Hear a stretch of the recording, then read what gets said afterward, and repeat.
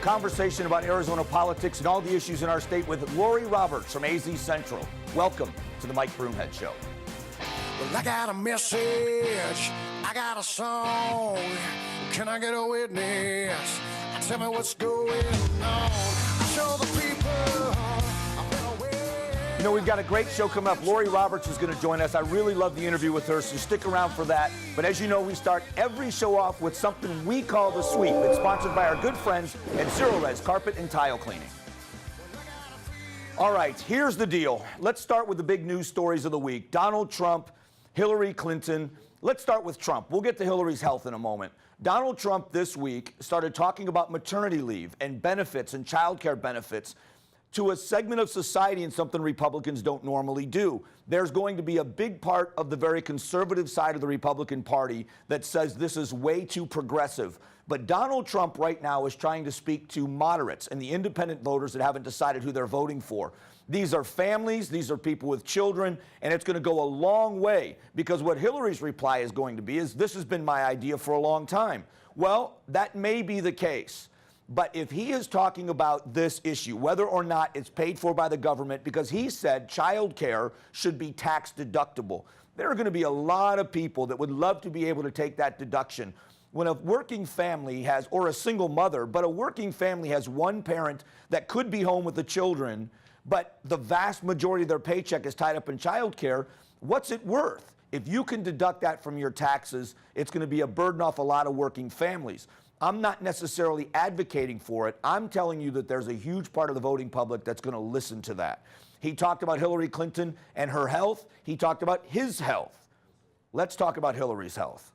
If you haven't seen the video, it is a harrowing video. I disagree with everything about Hillary Clinton's politics. I think she's everything that's wrong with American politics. But now this video of her leaning against that bollard, against that concrete barrier there, watch her as she tries to take a step. And she completely collapses before they get her in the van. And she falls on her face and they load her in the van. The issue here is how much they lie about these things. She said, I got dizzy, I didn't pass out. The news media prints and says on television, local TV stations as well, that she nearly fainted. She didn't nearly faint, she passed out. And it's not the end of the world, but it sure seems a lot worse when you lie about it. First, they said she had allergies. Remember the coughing fits? That she had allergies and an allergic reaction to her environment. Then we're finding out now they're saying that she had pneumonia. Well, 4 days later, she's completely recovered. So people just want to know what the truth is.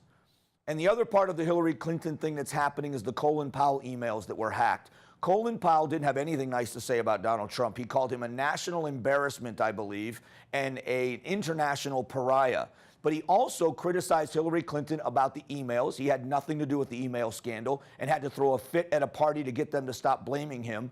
But he also criticized her for Benghazi. He was exchanging emails, oddly enough, with another former Secretary of State, Condoleezza Rice, in which he said to her that he blamed Hillary and other leadership for what happened there. And so that was a big story this week, as Colin Powell, a very respected member of the political world, even though he's not in American politics anymore. And the other story locally that's made national news, and fortunately it ended well, was 3 Phoenix police officers were targeted by a guy named Mark Payne. This guy backed his Suburban up and ran over 3 police officers in front of the QT. Watch this video. Now, the only reason why that video is being shown by us is because none of the officers were killed. One of the officers had a broken leg. Another officer suffered a concussion. As a matter of fact, an officer that was thrown through the front window of that store actually gets up and starts helping to arrest the suspect. No one had life-threatening injuries. They tased the suspect. They didn't shoot him. They tased him. And then they arrested him. He's being charged with 3 counts of attempted murder of a law enforcement officer, which is going to carry a very, very heavy penalty. The issue in this is, let's now talk about A, police officers being targeted, but how about the fact that they didn't use deadly force? Most people would have said they'd have been justified. They took him down with a taser and arrested him. You're going to criticize the police at times. How about giving them some credit for what they did? And finally, the Dreamers. A dreamer in Arizona, his name is Eduardo Lujan Olivas, was given a scholarship to a prestigious school at ASU, ASU's Barrett's Honors College. Well, they revoked it the day classes started because he's in the country illegally. It's against the Arizona Constitution. He's not entitled. He doesn't qualify. Well, I have no problem with that. No problem with that. As a matter of fact, if you come to this country illegally, if they said to those parents when they brought him here, you can come, he can get this education, but he's got to pay full price. The good news for him is that he raised $25,000 in a GoFundMe account. All right, we'll talk about what's coming up here in just a couple of moments. But first, let me talk to you about the people at Zero Res. My relationship with them, the product is phenomenal. It is called Empowered Water. It's their patented formula. No soaps, no harsh chemicals. It's better for your carpet. Your carpets will actually dry faster. They'll stay cleaner longer. But they do a great job on tile. All of the pits in your tile, your grout, you're not going to believe what color the grout really is. They're special this month, 3 rooms of carpet or 3 rooms of tile or a combination of the two for $129. Stick around. We'll be right back.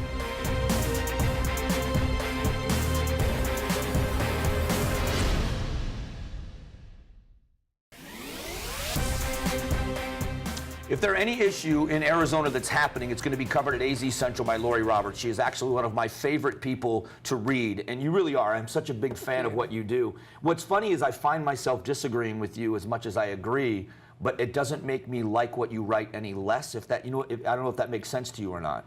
Well, when I listen to my voicemail callers, it makes no sense to me because when they disagree with me, it's very bluntly. Well, we have that in common. Yeah. You know, we get them probably from the same people. Let's start there. Let's start with the state of politics, just in general. Is it because of the candidates or is it because of the attitude of the public that things seem to be even ramped up even more this cycle? People just seem to be angrier.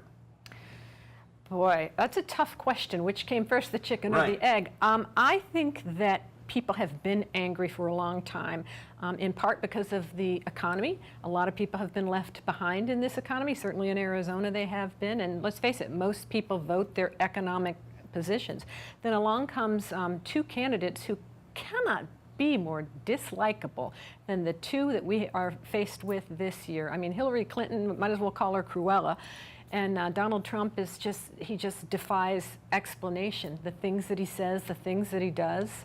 So I think that's ramped it up even more. But I think that the time was ripe for it to be nasty and ugly, and it has lived up to its hype. It sure has, and I think that I've been, you know, I'm at a conservative radio station, so when I talk about Donald Trump, there have been times I've been complimentary of some of the things that Donald Trump has done. I've given him a lot of credit. I didn't think he was going to win the nomination. I didn't even think he was serious, but he has shown himself to be a formidable candidate, so I've been complimentary in some areas.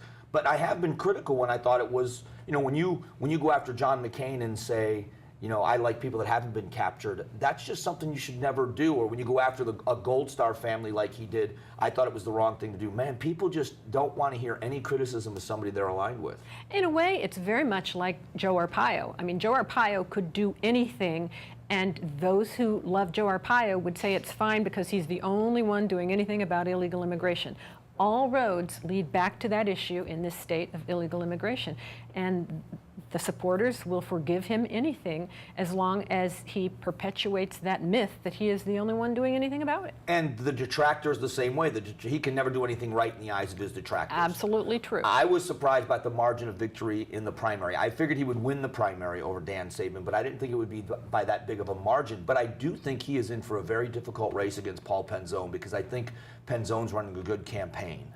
Well, I don't know what Penzone's doing yet. He surprised me when he said he was going to run a campaign all about his qualifications.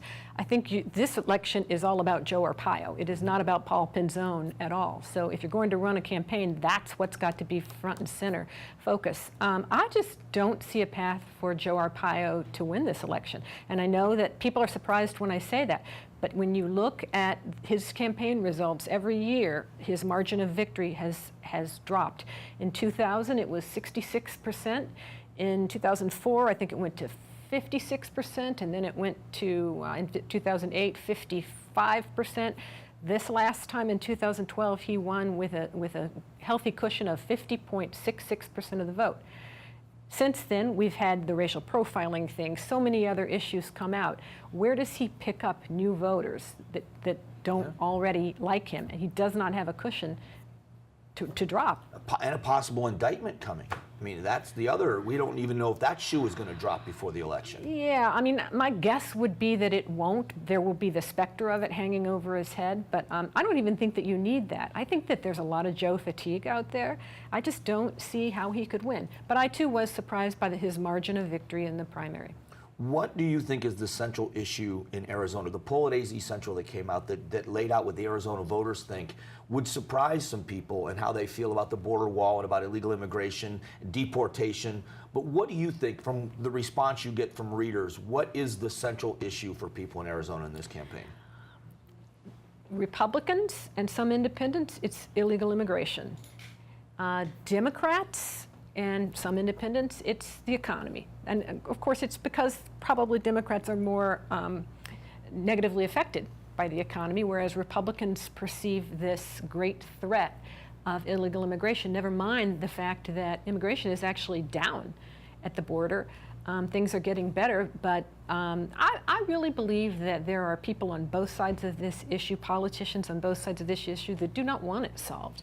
They have built their entire political careers on ramping up the base to, and if it's solved, then what do we need them for anymore? And see, I would have looked at it exactly the opposite. That's what's so funny. I would have thought the Republicans and the economy, the potential of a $100 billion a year tax increase by Hillary Clinton would be what was scaring so many Republicans. And for the Democrats, the illegal immigration issue, that if Donald Trump were to get elected, the mass deportation would be scaring them. But you can turn it around either way. I mean, I think those are the two issues that are out there. But I look at it more as what they view as scary. And I think for most legal immigrants here, it's the economy. Yeah. I really do. People vote their own self-interest. I think they do. People vote with their wallets, and the economic success forgives a lot of things in people. Mm-hmm. I want to take a quick break. When we come back, a little bit more history in Arizona. I want to find out more about your time doing this, because I'm interested in the people you've spoken to and written about and how it's changed over the years. So we're going to do that in a moment. Laurie Roberts is here with me. We'll be back.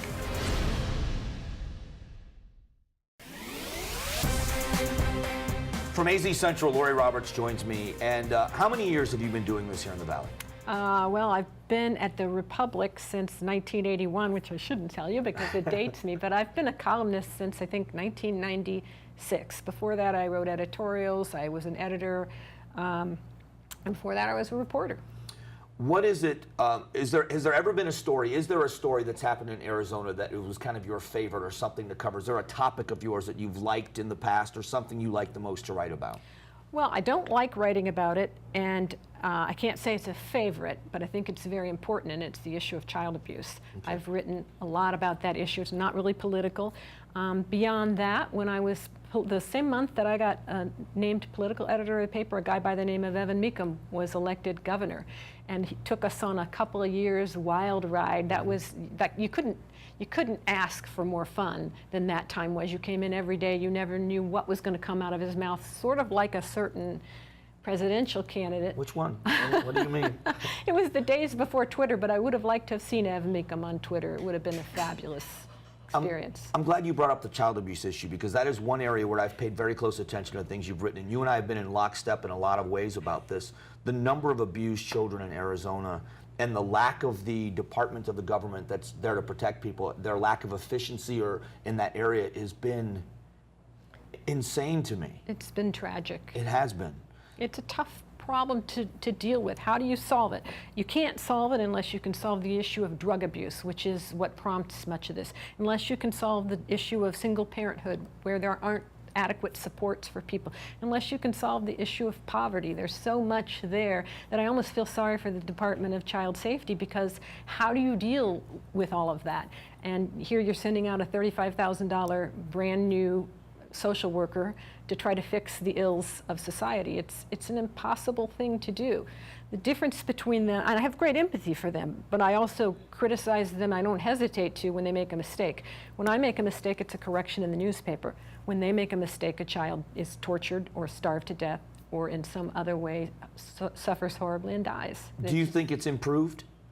has this new system the way that, you know, the former Governor Brewer, when she made it a cabinet position, is it better the way it is now? I think the jury's still out. I've seen good signs. I've seen disappointing signs. On the one hand, we don't seem to see as many bodies washing up on the shore. We really don't know what happens to a child until they die because we can't, there's privacy interests. So those are the only cases we can see, is when somebody like DCS comes along and fundamentally fails. But I like to think that they also have great successes that we just don't know about. I'd say the jury's still out. This is a big, big ship. This is like the Titanic, and it takes time to change it. But I know that many people are very frustrated with the inability to change some things, and internally, it seems to still be sort of a mess. It's one of those issues that this is not a political issue. Both sides of the political aisle understand the seriousness of, and just trying to find a way to fix it. But you're right, it's more than just enforcement. There's got to be ways to solve issues for families. It breaks my heart to see the numbers of children that are taken into foster care and the numbers of children that are being pulled out of situations. Well, one of the reasons for that, though, is that we have eliminated so much of the preventative kind of care that would have allowed some of those kids to stay in the homes. And also there's been a bit of a panic that every time people like me write about a story where DCS has botched it, I'm sure the caseworker on the street goes, oh my God, I don't want to end up in her column. So when it comes time to make a decision, do I take the kid or do I leave the kid there? They snatch him up. What I see often with DCS in the cases that I can see is just a lack of sufficient investigation. Either they don't dig deep enough and they leave a child in a home to face an early grave, or they don't dig deep enough and they take a kid who doesn't need to be taken. Well, and I've seen it on both ends. The parents with the bathtub pictures a few years ago was a great example of that. How ridiculous that was. Taking pictures of kids in the bathtub and they get arrested for child pornography. Their kids were, even for a couple of weeks, I can't even imagine. You just want to say, don't you have any common sense? Right. But then again, I've not walked in their shoes and what it's like to walk into those houses, and I mean, I have the benefit of hindsight. But I also think that's an important thing. And what's really important to me is that when DCS messes up, and they will, and when children die, and they will, that DCS not only investigates, but they come clean and be transparent with what happened. Because how do we ever change things and fix the problems if you sweep the problems under the rug? I agree. And I see a little bit of that still. My final question, how has Arizona changed? I've been here since 1995, but really have been more involved since about 2000 or so. For you, how has Arizona changed on the landscape politically, economically, since you've been here? Well, I think politically the way it's changed is we've taken such a hard right-hand turn. People who, what we used to consider conservative Republicans are now called rhinos, and they're called that with disdain, by the way. We took a hard rightward turn, and I really don't know why. Economically, I don't think things are nearly as good as they were. I think that so many jobs for middle-income people are just gone in this community. And I think that the city has taken a hit too. When it was small, I mean, I guess this sounds terrible, but when it was smaller, it was nicer. I first came here in 1975 when my father was transferred here. And I didn't live here for a few years because I was still in college, but it was such a great little town. And now it's just big. It is. Very big. I still can't imagine being anyplace else, though. I love it here. I love it. I love it enough to fight for it. I've got to, honestly, I am a huge fan of your work, and we talk about you on the radio show pretty often because I'll allude to the things that you've written, and it's always very thoughtful. So if you want to read, you should read Laurie Roberts. It's always thoughtful commentary, whether you agree or not. And if you disagree, be nice. Be nice. You're such a nice lady. Oh. So thanks for doing this. Okay. We appreciate it. We'll be back.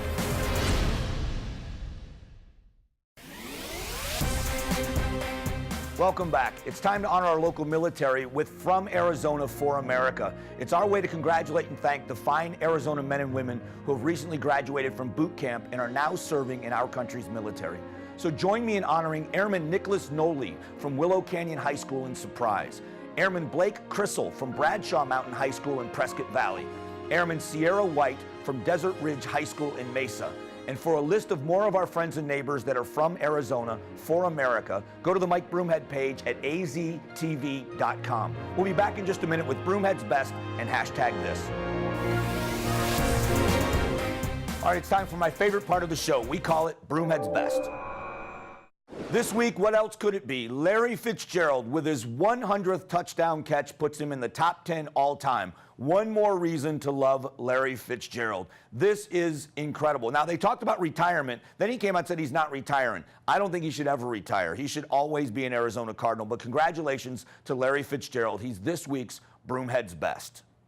Now, it's something called #this. It's called the 22 Push-Up Challenge. That's the hashtag. 22 veterans every day commit suicide. So people are committing to doing 22 push-ups for 22 days to remember this. What a staggering statistic that 22 men and women from our military are killing themselves. That's something we should be solving.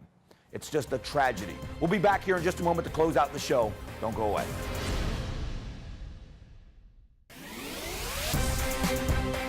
Some very sad news as we close out the show.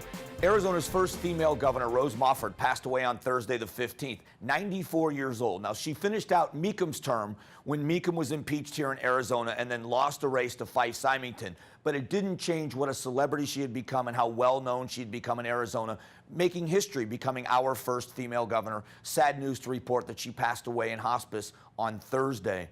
And it's a tragedy when you lose people that are beloved like that, but she has been a great figure in Arizona for a long time. Many people loving her. So Rose Mofford passes away at the age of 94. We'll be back next week. Have a great week, everyone. God bless. Get more of Mike Broomhead on Facebook, Twitter, and of course weekday mornings from 6 to 10 on News Talk 550 KFYI.